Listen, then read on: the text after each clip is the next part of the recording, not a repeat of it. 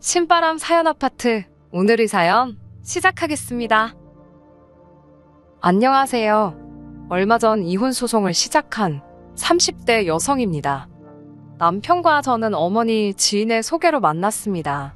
어느 날 어머니께서 이 남자 좀 한번 만나보라며 저에게 남편의 사진을 들이미셨어요. 실물은 어떨지 몰라도 사진으로 보기엔 나쁘지 않더라고요. 제가 당시 어떤 남자 연예인에 푹 빠져 있었는데 언뜻 보면 그 연예인 얼굴도 닮은 것 같고 소개팅을 하러 나가는 자리였으니 외모를 무시할 수는 없잖아요. 어머니께선 그 밖에도 뭐하는 남자고 어떤 집안이고 여러 가지 이야기를 하셨지만 그런 건 솔직히 크게 귀담아 듣지는 않았습니다. 잘 될지 안 될지도 모르고 어머니 지인이 주선하는 자리였는데 개차반을 데려다 놓진 않겠지. 단순하게 그렇게 생각했어요. 그렇게 만나게 된 남편은 생각과는 많이 다른 외모를 가지고 있었습니다. 못생겼다는 뜻이 아니라 사진 속 이미지와 달랐지요. 사진에서는 약간 차갑고 도시남자 같았는데 막상 만나보니까 둥글둥글하니 어른들이 좋아하겠다 싶더라고요. 한마디로 제 스타일은 아니었습니다. 하지만 남편 성격이 참 좋더라고요. 생긴 것처럼 성격도 모난 구석이 없었고 상냥한 말투의 배려가 몸에 배어있는 것 같았습니다. 무엇보다 저는 영화광이라고 불릴 만큼 영화를 좋아하는데 남편도 그렇더라고요. 첫 번째 데이트를 마치고 집에 돌아와 남편이 추천해 주었던 영화들을 보게 되었는데 어쩜 취향이 그렇게 비슷하던지요? 이 남자다 싶었네요. 그렇게 저희는 3주 만에 사귀는 사이가 되었습니다. 결혼을 하겠다는 것도 아니고 단지 제가 연애를 시작했을 뿐인데 친구들도 가족들도 신기해하고 기뻐하고 솔직히 말씀드리자면 제 나이 29살에 처음 하는 연애라서 그랬던 것 같아요. 반면에 남편은 저를 만나기 전 2번의 이별이 있었다고 하더군요. 궁금하지 않았기에 못하러 저런 이야기를 나한테 하지 싶었지만 남편은 저에겐 뭐든지 이야기해주고 싶었다 했습니다. 이런 인간이었으니 저를 속일 거라곤 조금의 의심도 하지 못했어요.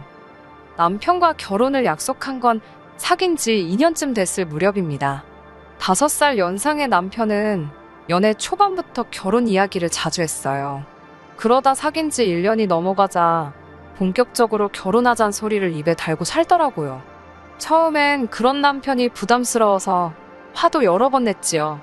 그럴 때마다 저같이 좋은 여자를 놓치기 싫어 그렇다며 넉살 좋게 넘어가는 사람이었습니다. 결국 사귄 지 2년 만에 제가 백기를 들었네요. 솔직히 이 정도로 나랑 결혼하고 싶어 하는데 설마 제 눈에 눈물 나는 일을 할까 싶었거든요. 이 사람이라면 평생 나를 지켜주고 행복하게 해주려나 보다 그런 생각도 들었고요. 한편 남편은 연애 시절부터 어떻게든 하루빨리 저를 자기 부모님께 소개시키고 싶어 했습니다. 눈도장을 찍어야 빨리 정도 들고 그럴 것 아니냐고요. 하지만 전 그 정이 무서웠어요. 남녀 사이가 한치 앞을 모르는데 괜히 정이라도 들었다가 헤어지게 되면 저희 둘뿐만 아니라 양쪽 부모님까지도 상처를 받으실 게 뻔했으니까요. 결국 본격적으로 결혼 이야기가 오가고 나서야 처음으로 아버님 어머님 댁에 인사를 드리러 갔습니다. 친정 어머니께서 가면 가만히 목성마냥 앉아있지 말고 눈치껏 움직이라고 하셨는데 지금 생각해보면 저보다 친정어머니가 더 긴장을 하셨던 것 같네요. 빈손으로 갈 수 없었으니 홍삼 세트와 제철 과일을 준비했고요. 첫 만남 치고 분위기는 나쁘지 않았어요. 회사를 다니시다 은퇴하셨다는 아버님은 말수가 없으셨는데 남편 말로는 매사 무덤덤하신 분이라 했어요. 한편 어머님께서는 평생을 전업주부로 사셨고 현재는 봉사활동 다니는 게 낙이라고 하셨습니다. 두 분은 제가 순하고 고분고분해 보여서 마음에 든다고 하셨습니다. 여자는 모름지기 그러면 제일인 거라고 칭찬도 해주셨는데 왜인지 기분이 좋지만은 않았네요. 남편에게는 3살 터울의 형이 있었는데 그 형과는 결혼 전까지도 만나지 못했습니다. 2-3번의 기회가 있긴 했지만 매번 당일날 회사에 일이 생겼다던가 갑자기 급한 일이 생겼다던가의 이유로 취소가 되었거든요. 저도 그렇고 남편도 그렇고 다들 일을 하던 사람들이니까 다시 약속을 잡는 일도 쉽지가 않았고요. 어머님 아버님께선 아주버님하고는 차차 친해지면 되지 않겠냐며 너무 신경 쓰지 말라 하셨습니다. 그렇게 유야무야 넘어가서 결혼식장에서 처음 만났어요. 남편과 아주버님의 사이는 좋은 편이었지만 연애 때부터 남편이 제 앞에서 아주버님 이야기를 한 적은 거의 없었습니다. 아주버님은 지방에서 일을 하고 있다는 것 정도였지요. 그러다 결혼을 며칠 앞두고 아주버님이 유부남이고 아이가 있다고 하더라고요. 솔직히 황당했어요. 이게 뭐라고 말을 안 했지 싶었으니까요. 도무지 이해가 안 돼서 왜 진작에 말하지 않았냐고 물으니 남편의 반응은 자기도 모르겠다며 깜빡했답니다. 그러더니 자기 형이 결혼했고 안 했고가 우리 결혼에 영향을 끼칠 만큼 중요한 일이었냐고 오히려 저에게 반문을 하더라고요. 그렇게 물어오니 저도 달리할 말은 없었습니다만 그래도 기분이 나쁘고 찜찜하더군요. 아무튼 무사히 저희는 부부의 연을 맺게 되었습니다. 앞으로 남편과 저 둘이서 잘 먹고 잘 살면 될 줄 알았지요. 그런데 식을 올리고 얼마 되지 않아 어머님 때문에 크게 감정이 상하는 일이 있었습니다. 신혼여행에서 돌아온 날이었습니다. 아침에 친정 아버지가 갑자기 쓰러지셨다는 소식을 들으면서 비행기를 탔던 상황이라 제 마음은 한시가 급하고 바빴지요. 원래 계획대로라면 시댁으로 먼저 향했겠지만 솔직히 그런 계획은 안중에도 없었습니다. 저는 남편에게 시댁에 연락드리라고 했고 그리고는 얼마나 서둘렀는지 기억도 잘 안 나요. 알고 보니 아버지는 원래도 심한 저혈압이셨는데 근래의 사업 때문에 신경 쓰실 일이 많다 보니 순간 정신을 잃으셨던 모양입니다. 다행히 직원들이 옆에 있었기에 바로 병원으로 이송되셨고요. 아버지가 괜찮으신 걸 확인하고 나서도 한동안 놀란 가슴이 진정이 되질 않았습니다. 아버지는 집으로 가시겠다고 고집을 피우셨고 그렇게 저희는 친정으로 향했습니다. 남편에게 어머님이 뭘 하시냐니까 알겠다고 하셨다고 하길래 저는 다 괜찮은 줄 알았어요. 그렇게 남편과 함께 친정에서 하루를 쉬고 이튿날 시댁으로 향했습니다. 시댁에 도착했더니 어머님께서 저를 본체만 채 하시더라고요. 저희 여행이 어땠는지 그런 건 고사하고 사도는 어떻냐, 괜찮으시냐도 한마디 물어보지 않으셨습니다. 솔직히 저희에 대해서 안 물어보시는 거 저를 무시하신 건 서운하셔서 그러시나 보다. 그러실 수도 있지 싶었어요. 하지만 저희 아버지가 병원에 계셨다는 걸 아시면서 괜찮으신지 한마디 물어봐주지 않으시니 저도 사람인지라 기분이 상하더라고요. 저도 그래서 아무 말도 안 하고 있었습니다. 아버님과 저 그리고 남편이 어색하게 거실에 앉아 있었고 어머님은 찬바람을 쌩쌩 내뿜으시며 괜히 거실을 왔다 갔다 하시더니 안방으로 쏙 들어가시곤 방문을 쾅 닫아버리셨습니다. 제가 안방을 노크하며 어머님께 괜찮으시냐고 배는 안 고프신지 외식하는 게 어떠실지 여러 가지를 여쭤봤습니다만 아무런 말씀도 없으셨고요. 난처한 제가 남편에게 어떻게 좀 해보라니까 제가 저지른 짓이니 저더러 수습하랍니다. 그 말을 듣는데 정이 뚝 떨어지더라고요. 장인어른이 쓰러지신 게 제가 저지른 짓인 거냐고 따지고 드니 그럴 정신이 있으면 자기 어머니부터 달래드리라는 거예요. 어이가 없어서 한마디 싸붙이려는데 갑자기 안방문이 확 열리더니 어머님이 나오셨습니다. 저를 노려보시더니 엄청 서럽다는 듯이 엉엉 소리를 내시며 울기 시작하셨습니다. 저더러 이제 와서 못하러 왔냐고요. 당혹스러웠지만 저도 모르게 죄송하단 소리가 절로 나왔습니다. 어머님께선 당신이 저희 오는 날에 맞춰서 음식도 잔뜩 만들고 했는데 저희가 친정으로 내빼서 너무 서러우셨답니다. 내빼다니 말씀이 심하시다 싶었지만 혹시 남편이 설명을 똑바로 안 했나 싶어서 저희 아버지가 저혈압으로 쓰러지셔서 걱정이 돼서 먼저 가게 되었다고 모르셨냐고 조심스레 물었어요. 그러자 안다고 잘 알지만 저혈압으로 죽는 사람이 세상에 어디 있냐입니다. 그래서 네 아버지 죽었냐입니다. 멀쩡하지 않냐고요. 제가 놀라서 어떻게 말씀을 그렇게 하시냐고 그랬더니 또 우시면서 서운해서 그러신답니다. 아니 서운하면 막말해도 되는 건가요? 저도 그때는 도저히 표정 관리가 안 돼서 제가 다음에 다시 와야겠다고 인사를 드리곤 자리를 일어났습니다. 남편이 그러고 가면 어쩌냐길래 오빠는 더 있다 오라고 했어요. 나는 불편해서 못 있겠다고요. 그날 그 사건을 계기로 어머님과 제 사이에는 보이지 않는 벽이 생기게 되었습니다.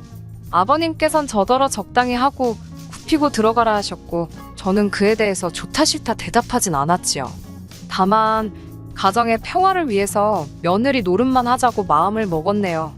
이후로 명절이라던가 생신 그리고 어버이날 정도만 챙겼습니다. 생신상 차려달라 하셔서 차려드리고 용돈 챙겨드렸어요. 하지만 어머님은 그런 제 모습을 보곤 제가 죄송해서 그러는 줄 아셨나 봅니다. 그 일이 있고 1년도 되지 않아 아주 어이없는 소리를 들었거든요. 결혼했다던 아주버님은 사실 저희가 식을 올릴 때 이미 이혼한 상황이었습니다. 두 사람 사이에는 아이도 있었는데 이혼하면서 형님이 데리고 갔다고 했어요. 이후로 아주버님은 시댁으로 들어가 살기 시작하셨다고요. 자세한 이야기는 솔직히 궁금하지도 않았고 알고 싶지도 않았습니다. 시댁에 정이라곤 하나도 없었으니까요. 그런데 얼마 전 형님께서 아이를 데리고 시댁에 오셨습니다. 재혼을 하셨는데 재혼 상대도 아이가 있었던 모양이에요. 뭐 속사정이 어떤지는 모르겠지만 아이를 더는 못 키우겠다고 그러면서 시댁에 두고 갔다대요. 어머님께선 저 이야기를 하시면서 이제 당신이 믿을 건 저밖에 없답니다. 어이가 없어서 애를 아무 생각 없이 떠맡으신 거냐고 마음 같아선 따져 묻고 싶었지만 꼭 눌러 참고 확실히 말씀드렸습니다. 작은 엄마의 역할 그 이상은 바라지 마시라고요. 하지만 어머님이 생각하시는 작은 엄마와 제가 생각하는 작은 엄마가 달라도 한참 달랐던 모양입니다. 시댁과 저희 집은 차로 1시간 거리였는데 그럼에도 불구하고 시도 때도 없이 저에게 전화를 걸어오셨어요. 주로 아이가 이런 상황인데 뭘 어떻게 해줘야 하냐는 거였지요. 애가 아픈데 병원에를 데려가라거나 애가 잠을 안 자는데 너희 집에 며칠 데려가서 재우라는 말도 안 되는 황당한 말씀들을 하셨습니다. 그러다 사건이 터졌습니다. 새벽 2시쯤이었는데 어머님께서 전화를 걸어오셨지요. 그 시간에 전화를 하시는 게 처음은 아니셨습니다. 매번 짜증과 걱정을 동시에 하면서 전화를 받아야만 했고 그날도 그랬지요. 어머님께선 애 몸에 두드러기가 난 것 같다며 어떻게 하냐입니다. 병원에 데려가시라니까 저더러 오랍니다. 당신은 너무 피곤하다며 내일 봉사도 가야 한다고. 왜? 그런 날 있잖아요. 유난히 컨디션도 안 좋고 모든 게 짜증나는 날. 제가 그날 그랬습니다. 너무 어이가 없어서 아주버님은 뭐 하시냐 물었어요. 그러자 어머님께선 지금 내일 출근해야 돼서 잔답니다. 그러면서 목소리 낮추래요. 저희 남편 자는데 깬다고요. 그 말을 들으니 정말 응어리 같은 게 가슴속에 목구멍으로 솟구치는 듯 했습니다. 저도 내일 출근해야 한다고 하니까 너는 여자지 않냐고 여자는 가족 돌보는 게 우선이라며 빨리 출발하랍니다. 전 너무 화가 나서 아주버님한테 얘기하시거나 병원에 연락하시라고 했어요. 전 아무것도 모른다고요. 그러자 어머님께선 또 우시더라고요. 어떻게 작은 엄마라는 애가 이렇게 매정할 수 있냐면서 네 새끼여도 그러겠냐입니다. 도저히 어머님의 억지를 상대해 드릴 수가 없어서 남편을 깨웠습니다. 전화기 너머로 제가 남편을 깨우는 소리가 들렸던 모양이에요. 어머님께선 내일 출근해야 하는 애를 왜 깨우냐며 이번엔 화를 내셨습니다. 울다가도 화를 내시고 그러다 다시 저한테 앓는 소리를 하시고 진짜 원맨쇼도 이런 원맨쇼가 없더라고요. 더는 저도 견딜 수가 없어서 남편더러 당신이 받아보라고 휴대폰을 넘겼습니다. 건성건성 네네 하고 대답하는 소리가 들리더니 남편이 저더러 그냥 좀 갔다 오랍니다. 가서 들여다보는 척이라도 하고 오래요. 그러면서 작은 엄마도 엄만 아니냐며 왜 이렇게 모성애가 없냐입니다. 어차피 우리도 애 낳으면 아주버님이고 어머님한테 아쉬운 소리하는 날이 없겠냐며 저더러 먼저 모범을 보이라나요. 제가 덕을 쌓아야 훗날 태어날 우리 애가 그 복을 누린다나 말 같지도 않아서 가볼 테면 당신이나 가보라고 난 모르겠다고 그러고는 돌아 누워버렸습니다. 뒤척뒤척 하다가 밤잠을 설치고 어쨌든 출근은 해야 했으니 일어났습니다. 보아하니 남편도 제대로 못 잔 눈치더라고요. 제가 거실로 나가니 이야기 좀 하잡니다. 출근해야 하는데 바쁜데 왜 그러냐니까 지금 출근이 문제가 아니래요. 그러면서 자기가 밤새 곰곰이 생각해봤는데 조카를 데려와야겠답니다. 자기가 보아하니 어머님은 연로하시고 조카가 온 뒤에는 봉사활동도 못 다니셔서 스트레스를 많이 받으시는 눈치래요. 하던 봉사를 안 하니 죄를 짓는 기분이라며 이미 남편에게 하소연도 여러 번 하셨다고요. 저는 속으로 그깟 봉사하지 마시고 손자나 사랑으로 키워주시지 싶었지만 차마 입 밖에 내지는 않았어요. 남편은 저더러 어차피 매번 전화 받고 하는 것도 피곤하지 않냐면서 이참에 우리 애 키우는 예행 연습한다 생각하고 한번 해보자더군요. 제가 싫다고 더 말할 것도 없다고 싫다고 딱 잘라 거절을 했습니다. 그러자 남편은 그럼 자기가 시댁으로 가서 조카를 키우겠다고 당분간 떨어져 지내잡니다. 그러라고 했어요. 생활비도 못 준다길래 그러라고 했지요. 사실 신혼살림 차릴 때 남편이 모아둔 돈이 생각보다 없어서 집 전세금을 제가 혼자 냈거든요. 대신 결혼 생활에 들어가는 생활비는 전적으로 남편이 부담하고 있었고요. 남편 딴에는 자기가 생활비를 안 준다고 하면 제가 크게 쫄기라도 할 줄 알았나 봅니다. 하지만 아무런 상관이 없었어요. 솔직히 생활비라고 받아봤자 제 옷이나 화장품을 사는 데 쓰는 돈은 전혀 없었으니까요. 다 관리비에 공과금 내는데 들어갔지.